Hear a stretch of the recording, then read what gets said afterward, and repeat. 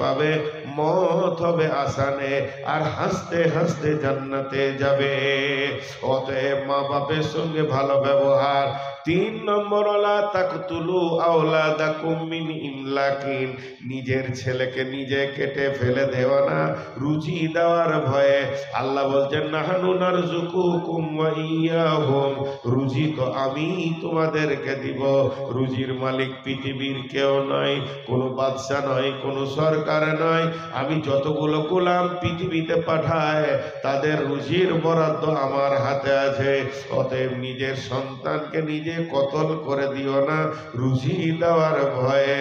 কোন বাপ মা আছে কি সন্তানকে জবাই করে? জি হ্যাঁ আছে। যারা লাইগেশন করে পেট কেটে বাচ্চা বন্ধ করে দেয়, এরা সন্তান কতল করার আসামি বন্ধু আমার। এদেরকে কিয়ামতের মাঠে 3খানা আসামি করা হবে। 1 নম্বর মার্ডারের আসামি, 2 নম্বর আল্লাহর কুদরতের ওপরে ছুরি চালিয়েছে, আর 3 নম্বর ওই সন্তানগুলো তাদের বিরুদ্ধে আল্লাহর কাছে গিয়ে দাঁড়াবে। অতএব হুঁশিয়ার, খবরদার লাইগেশন করবেন না। ওয়ালা তাকরাবুল ফাওয়াহিশা মা জাহারা মিনহা ওয়া মা বাতান। আল্লাহ 4 নম্বরে বলছে, যেখানে প্রকাশ্যে কাবিরা সাগিরা গুনাহ হচ্ছে, হে আমার গোলাম, তোমাকে যেন ওখানে দেখতে না পাই।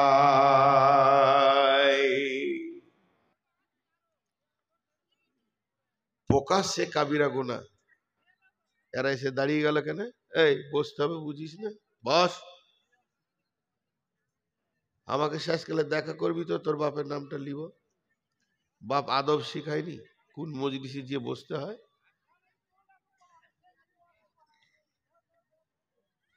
তো কি বললাম আমি, খেয়াল করেন, এখানে একটা মজার কথা রয়েছে, যে সন্তান কতল করা কাবিরা গুনাহ। আপনাদের এই প্রত্যন্ত এলাকায় মনে হয় লাইগেশন করে না মেয়েরা। যদি লাইগেশন করে, যে মেয়েটা করবে তার স্বামী, তার গার্জেন, যারা অসহায় করবে, যে ডাক্তার করবে, যে এনজিও থেকে হবে, সকলেই কিন্তু আসামি। 4 নম্বরে আল্লাহ বলছেন ওয়ালা তাকরাবুল ফাওয়াহিশা, যে জায়গায় তুমি দেখছো কাবিরা গুনাহ হচ্ছে, ওই চায়ের দোকানের পাশে তাস চলছে, লুডু চলছে, দাবা চলছে, ক্যারমবোর্ড চলছে, ওখানে সুদের হিসাব চলছে, ওইখানে মদ চলছে, ওই জায়গায় মুমিন তুমি যাবে না। তাহলে তোমার রাস্তা পদস্খলন ঘটে যাবে, তুমি জান্নাতে পৌঁছাতে পারবে না। যেখানে প্রকাশ্য এবং গোপনে কাবিরা গুনাহ চলে, ওই জায়গায় মুমিন কোনোদিন দাঁড়াবে না। আমি একজন বড় আলিমকে জিজ্ঞেস করেছিলাম, এখানে মাঝে 2 মিনিট কথা বলে নি, 2 মিনিট কথা বলে নি, প্রসঙ্গের বাইরে, নাহলে ভুলে যাব। আমি মাদ্রাসায় তথাকথিত ফারেক হয়েছি ইসলামপুর থেকে, এই ধুলিয়ানের কাছে ইসলামপুর। আমার ইলমিয়াতের ক্ষমতা হচ্ছে, আমি বিসমিল্লাহটা তারকিব করতে পারবো না, যারা আলিম তারা বুঝছে। কিন্তু আমি বহু বই, বাংলা, দর্শন, ফিলোজফি পড়াশোনা করি নিজে নিজে। বাংলা যে খুব বেশি পড়েছি তা নয়, ক্লাস 5 পর্যন্ত। আমার ভাষা শুনে অনেকে মনে করে যে অনার্স করেছে, অনেকে বলেছেও, বাংলাদেশের লোকও বলেছে। এটা আল্লাহর দান। মাইকটা সামনে এলে তখন আমার মাথায় কথা আসে, কোথা থেকে আসে আমি জানি না, এটা আল্লাহর দান। কিন্তু কিয়ামতের একটা আলামত এই মাঝে বলে নিচ্ছি, বাধ্য হয়ে বলছি, তাতে যদি আপনারা জুতোগুলো ছুঁড়ে দেন তা আমি ফুল বলে কুড়িয়ে নেব। জাহেলরা ফতোয়া দেবে। 22 বছর বক্তব্য দিচ্ছি, একটাও ফতোয়া দিই না। 22 বছরে একটাও ফতোয়া দিই না। কেন দিতে পারবো না? আমার সেই ইলম নাই। যখন কোনো আলিম মাদ্রাসা থেকে পড়ে বেরিয়ে আসবে, ফতোয়া দিতে ওই পারবে। আসমা ও রিজালের উপরে যে অনার্স করবে, ডক্টরেট করবে, যে মাদানিরা করছে, মদিনাতে এক্সটার এই হাদিস থেকে কি কি ফতোয়া হতে পারে এগুলো পড়ানো হয়, 2, 4, 6 বছর পড়ানো হয়। জি ভাই, একটা মানুষকে যদি ফতোয়া দিতে হয়, এখানে যে কটা আলিম বসে আছি আমরা, সাধারণ কথা বাদ দেন, অন্তত 19টা সাবজেক্টে তাকে জ্ঞানে পারদর্শী হতে হবে। ইসলাম অত ছোট জিনিস নয়, জান্নাত জাহান্নাম ডিপেন্ড করছে এর উপরে। 19টা সাবজেক্টে, আর কমসে কম 7 থেকে 9টা জানতেই হবে। নুহু, ইলমে সার, ইলমে নুহু, ইলমে সার, ইলমে তাসাউদ, ইলমে তাসদিকাত, তারপরে আছে আপনার ফালসাফা, বালাগাত, ফাসাহাত, তারপরে আছে আদব, এগুলো জানতে হবে। এখনকার জাহেলরাও ফতোয়া দিচ্ছে, হাদিস সোজা করে পড়তে পারছে না, সেই ফতোয়া দিয়ে দিচ্ছে। জি আচ্ছা, পাবলিকের ভিতরে একটা কথা চলন আছে, এটা খুব মন দিয়ে বলছি, যে মৌলবীরা বলে আমরা যা বলছি তা শুনো, আমরা যা করছি তা করিও না। কোন মৌলবী বলেছে বলেন তো? কোন মৌলবী বলেছে? ওর নামটা বলেন। খামকা এটা বলে দিয়েছে। আজ পর্যন্ত যতগুলো মৌলানা আদায় করছে, এই মাদ্রাসাগুলো টিম টিম করে আলো জ্বলছে কোরআনের, শুধু আলিমদের পায়ের ঘাম, মাথার ঘাম পায়ে পড়ছে বলি চলছে। শিক্ষক থেকে নিয়ে, বক্তা থেকে নিয়ে সবাই। কিন্তু একটা বক্তাকে দেখিয়ে দেন কালেকশন করতে করতে, আল্লাহকে বলেছে তুমি করিও না ভুল, মাথা খারাপ হয়েছে, তুমি বানিয়ে দিলেই হয়ে যাবে। এটা কোনো আলেমের মুখ থেকে বের হবে? তো জাহেলরা হেদায়েতের দরজায় নামতে আসবে, ফতোয়া দেবে, এসেছে হাদিস। তো আল্লাহ তাবারক ওয়া তাআলা এখানে একটা কথা বললেন কি, যেখানে প্রকাশ্য গুনাহ চলছে যেও না। তো আমি একজন বড় আলিমকে জিজ্ঞেস করেছিলাম, ব্যাংকে তো প্রকাশ্য সুদের লেনদেন চলছে।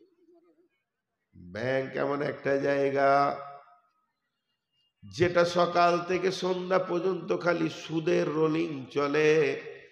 ওই জায়গায় কি আমাদের দাঁড়ানো যাবে না? কারণ কোরআন বলছেন ওয়ালা তাকরাবুল ফাওয়াহিশা মা জাহারা মিনহা ওয়া মা বাতান।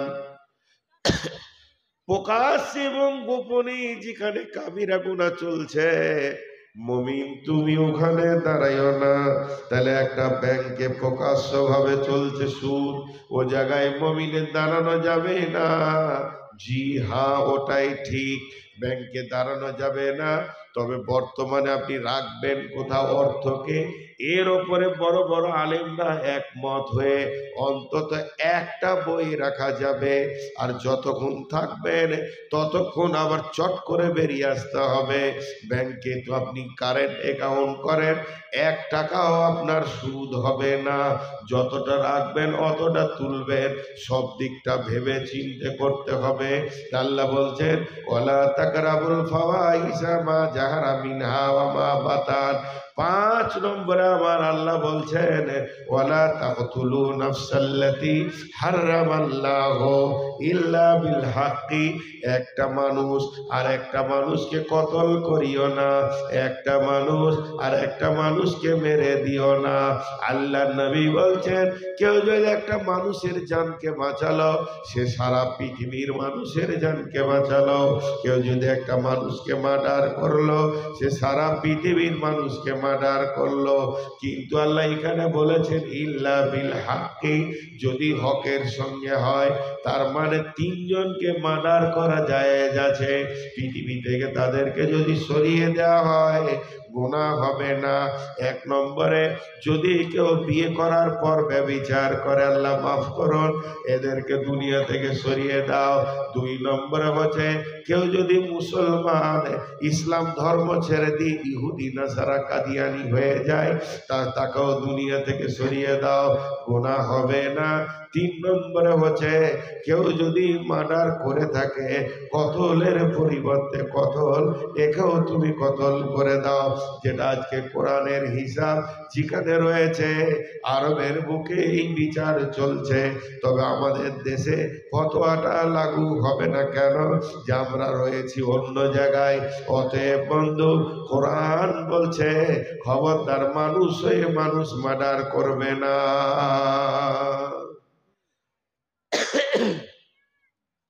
5টা বলা হলো, আর 5টা বলে দিয়ে আমি ছেড়ে দিব, ঠিক 15টি আমি ছাড়বো ইনশাআল্লাহ। 5টা বলা হলো, কি কি বলা হলো? শিরক করো না, মা বাপের সঙ্গে ভালো ব্যবহার করো, আর সন্তান কতল করিও না, ফাহেসা কাজ যেখানে হচ্ছে ওখানে যেও না, আর মানুষ হয়ে মানুষ মার্ডার করিও না। 5টা বলা হয়ে গেল, একটা আয়াত হয়ে গেল। নাম্বার 2 আয়াত, খবর পাঠানো হয়েছে না? হ্যাঁ, নাম্বার 2 আয়াত, ওয়ালা তাকতুলু ওয়ালা তাকরাবু মালাল ইয়াতীমি।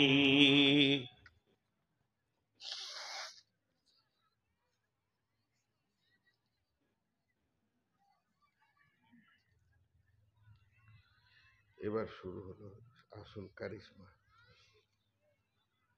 আপনাদের এখানে মাদ্রাসা নাই না? কোথাও তো ওই মাদ্রাসা গোবিন্দপুরে মাদ্রাসা আছে, তো রাস্তা নাই কেন গ্রামটা বাবু? হ্যাঁ, রাস্তা হচ্ছে না।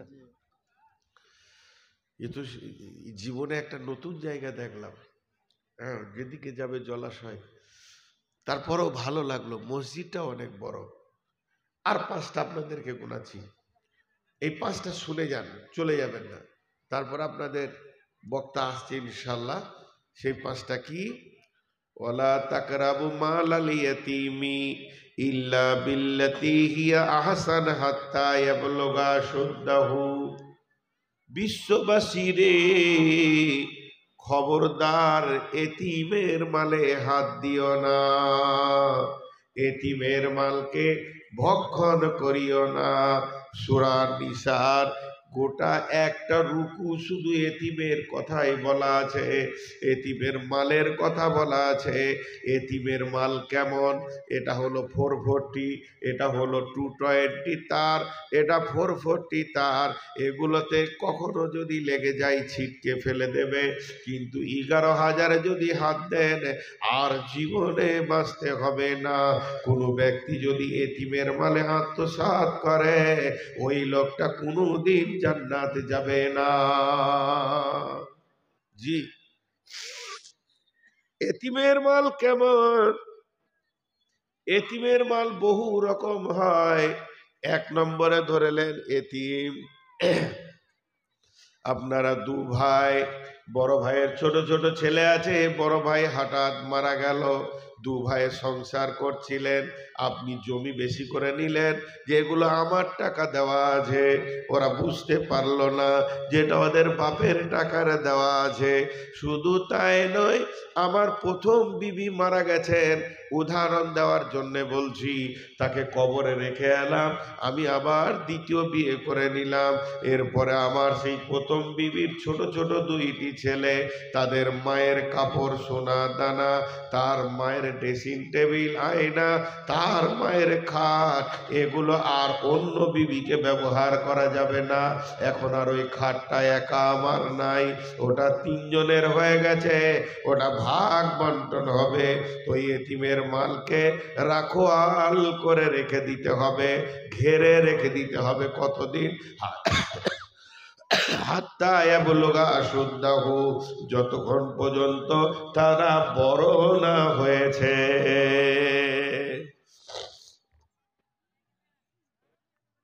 তারা মাল কি জিনিস এটা যতদিন না বুঝেছে, সেই ছেলে মেয়েগুলি বড় হবে, ব্যাচেলিয়ার হবে, তাদেরকে এনে তাদের মালকে, তাদের মায়ের মালকে তিলে তিলে বুঝিয়ে দিতে হবে।